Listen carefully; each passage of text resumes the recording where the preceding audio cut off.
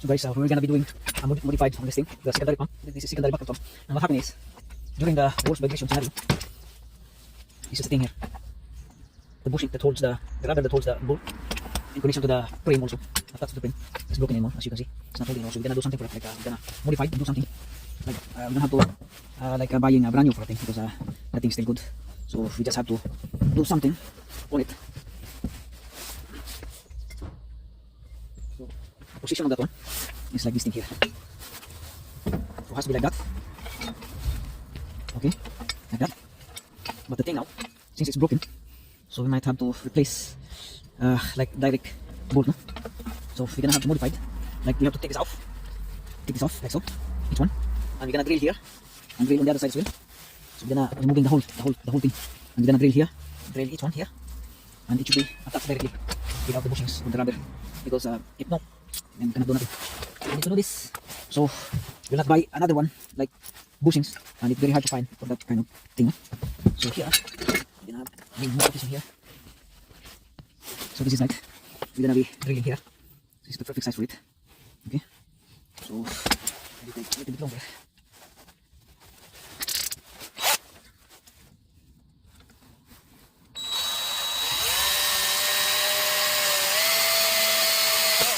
So that's it. And we do the same thing on the other side.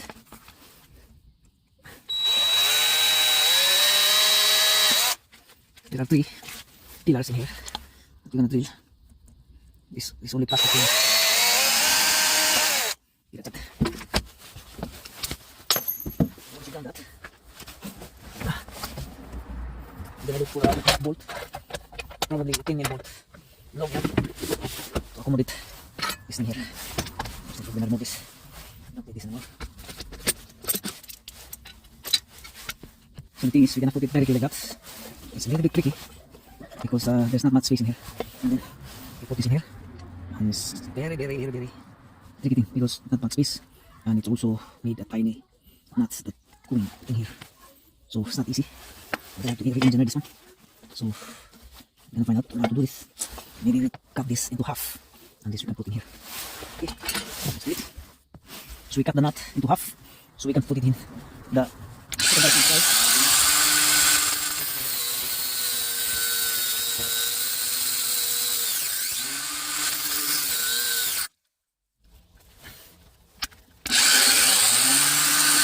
So this is, guys, we turn into half. Okay.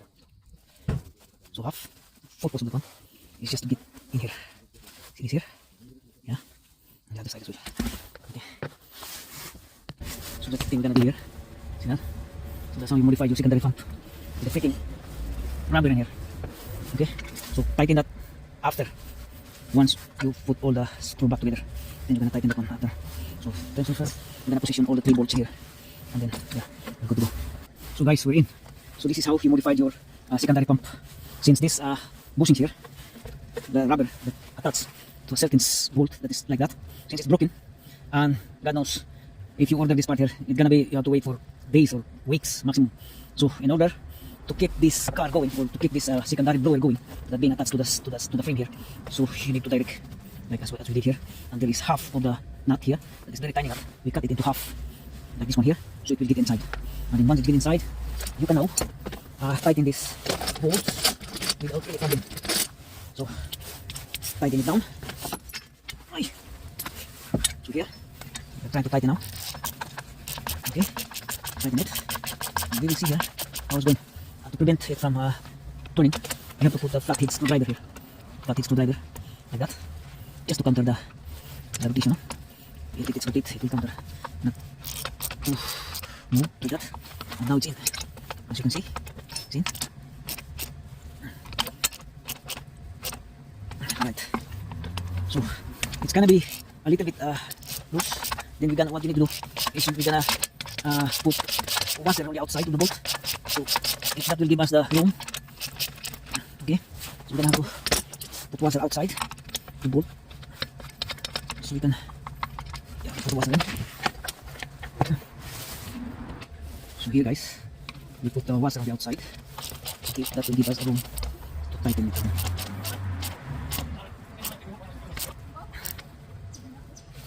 Okay, that's it. That's tight enough. here. Tighten the 3 bolts here.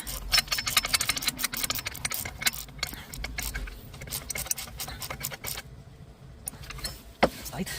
And this one here. So this one has that's the nut that we cut it into half. So, natin ito na.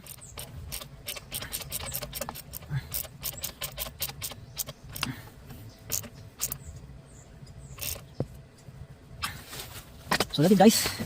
That will keep us going. So that's how you modified this. This is for the secondary pump. Yeah, and look at that. Even if you put glue in here, it wouldn't work. Okay. So the purpose of this one is to absorb vibration normally, absorb vibration. But since we don't we don't have to wait for the ordering this kind of part here, so we just have to modify it on our own.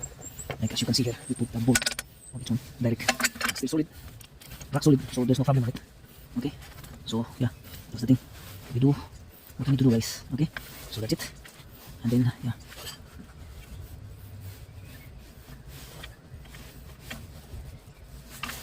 so that's guys, and thank you. I have in doubt that this one here is a very tight here. So what we're gonna do, we're gonna cut this one out, cut this one, so it will not be like kissing here, touching the plastic hard. Take a little bit piece here, in here.